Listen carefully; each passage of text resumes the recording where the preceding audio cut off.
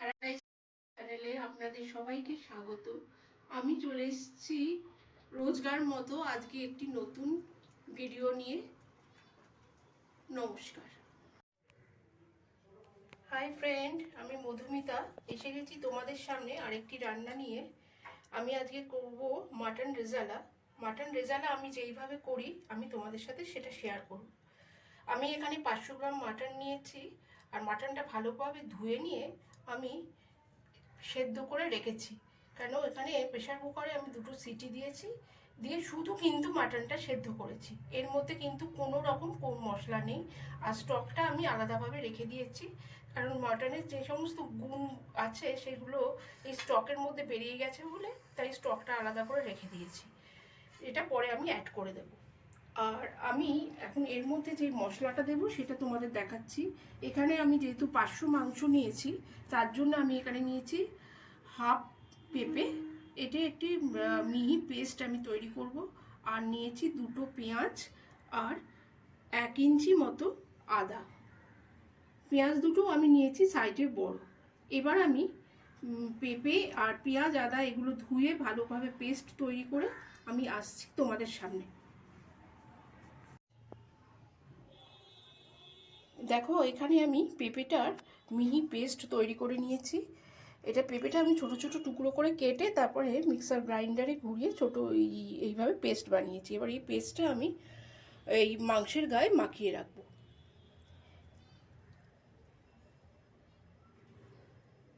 এখানে যেহেতু আমি 500 মাংস নিয়েছি তাই জন্য আমি হাফ পেঁপে দিয়েছি।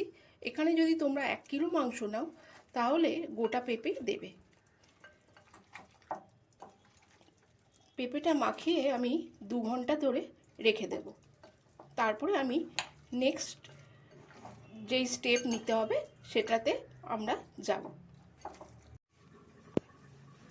পেঁপের পেস্ট মাখিয়ে রাখা 2 ঘন্টা বাদে আমি ফিরে এসেছি। এবার পেঁপের যে বাড়তি পেস্টটা আছে আমি সেটা ফেলে দেব।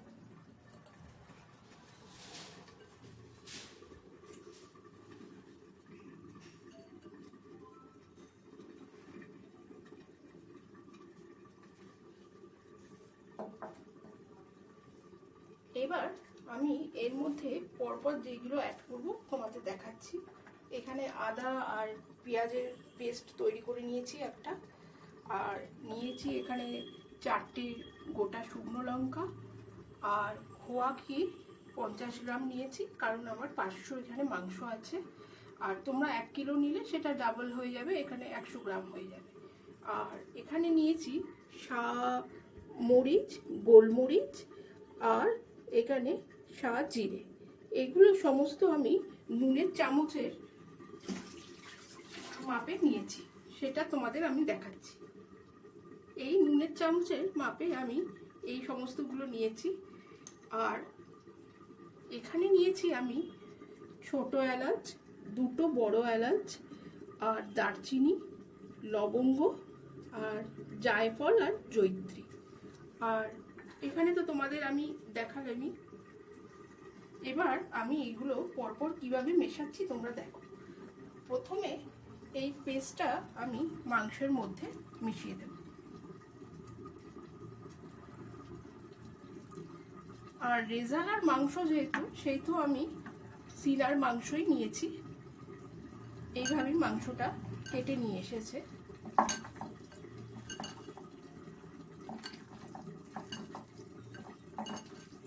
তারপরে আমি দেব খোয়া ক্ষীর।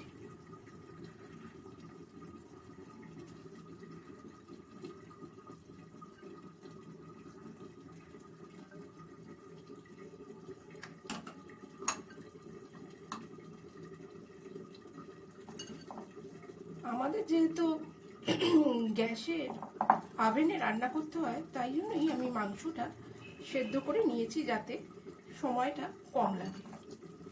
এবার আমি এর মধ্যে মেশাবো এই মরিচ, গোলমরিচ আর জিরে।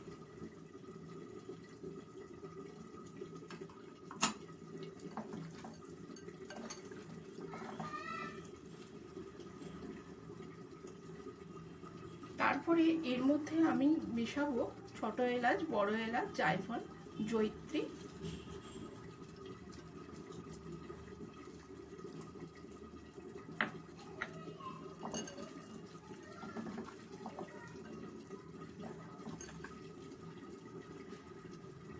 তারপরে এর মধ্যে আমি দেব 4টে শুকনো লঙ্কা গোটা।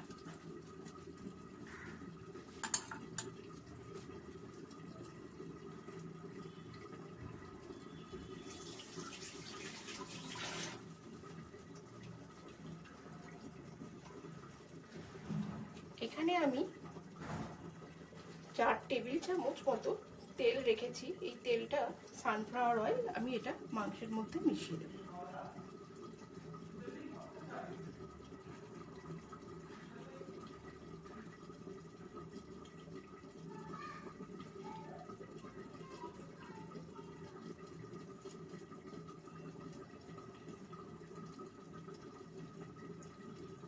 সব শেষে আমি এর মধ্যে দেব নুন।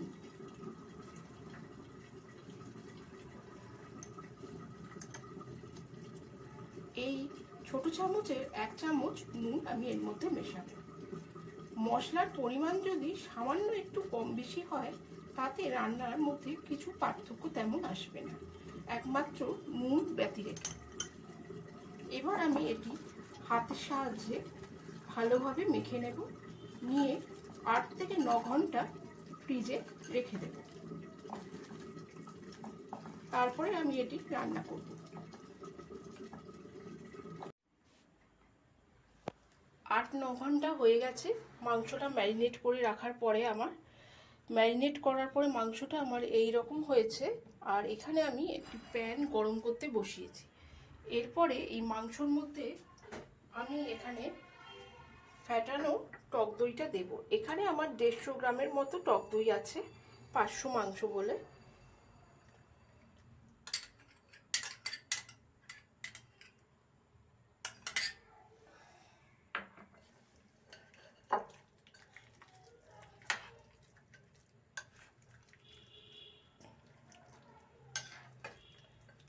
এইটি আমি তোমাদের একদম সোজাভাবে রেজালা তৈরি করার পদ্ধতি দেখাচ্ছি।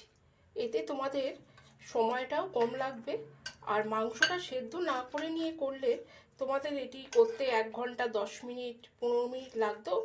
এটা করাতে তোমাদের আধ ঘন্টার মধ্যে হোটেলের স্টাইলের রেজালা তৈরি হয়ে যাবে। এরপর এটি রাখার পরে আমি প্যানের মধ্যে দেব ঘি। আমি এখানে এই টেবিল চামচের 4 চামচ ঘি দেব।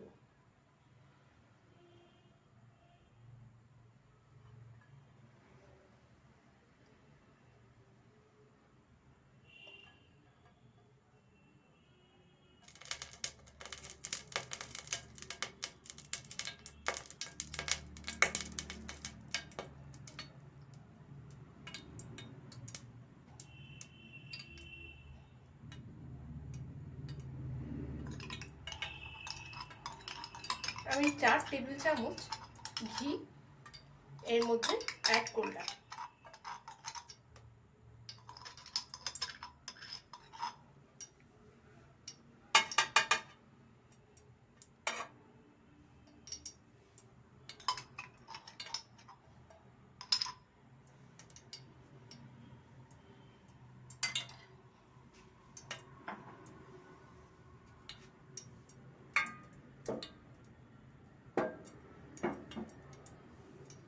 ঘিটা গরম হয়ে গেছে, এর মধ্যে আমি এই মাংসটা মিশিয়ে দেব।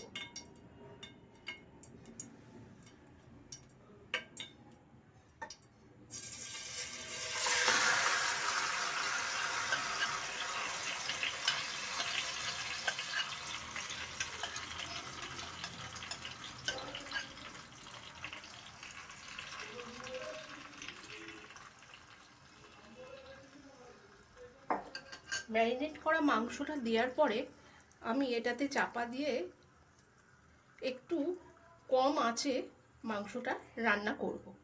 এখন আমি মাংসটা চাপা দিয়ে দেব।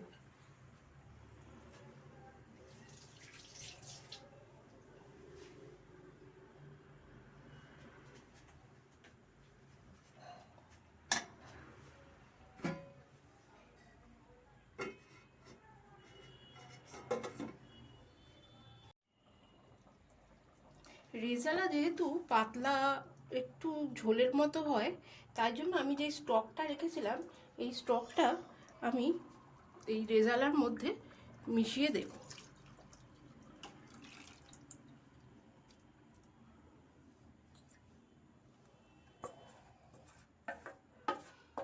আর যারা ইতিমধ্যেই আমার চ্যানেলটিকে সাবস্ক্রাইব করেছো তাদের আমি ধন্যবাদ জানাচ্ছি।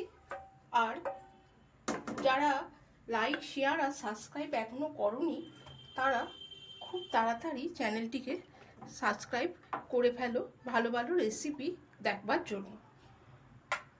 আর এর মধ্যে আমি দেব সামান্য পরিমাণে চিনি, কেন রেজালা একটু মিষ্টি মিষ্টি খেতে হয়।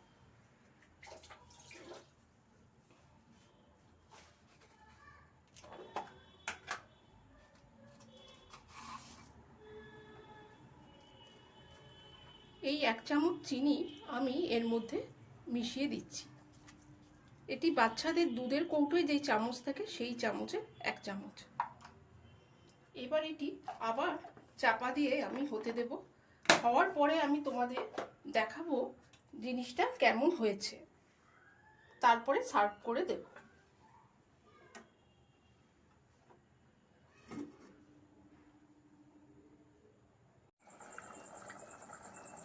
আমরা মাটন রেজালা রান্নার একদম শেষ পর্যায়ে চলে এসেছি। দেখো যে মাটন রেজালাটা দেখতে এরকম হয়েছে, আর গ্রেভিটা পুরোপুরি পাতলাও হয়নি আবার খুব ঘনও হয়নি, গ্রেভিটা এই রকম হয়েছে। আর মাংসও খুব ভালো সেদ্ধ হয়ে গেছে। এবার আমি তোমাদের এই মাংস রেজালাটা সার্ভ করে দেব। আর তোমাদের যদি এই রেসিপিটা পছন্দ হয়ে থাকে তাহলে কমেন্ট করে আমাকে অবশ্যই জানাবে। এবার আমি এর মধ্যে 2 ফোঁটা মিঠে আতর দেব। এখানে মিঠে আতর আমার কাছে ছিল, সেই মিঠে আতর আমি 2 ফোঁটা এর মধ্যে অ্যাড করছি। তৈরি হয়ে গেছে হোটেলের স্টাইলের মাটন রেজালা। এটা তোমরা পোলাও দিয়ে, প্লেন পোলাও বা হাতে তৈরি রুটি দিয়ে খেতে পারবে, খুবই সুস্বাদু লাগবে।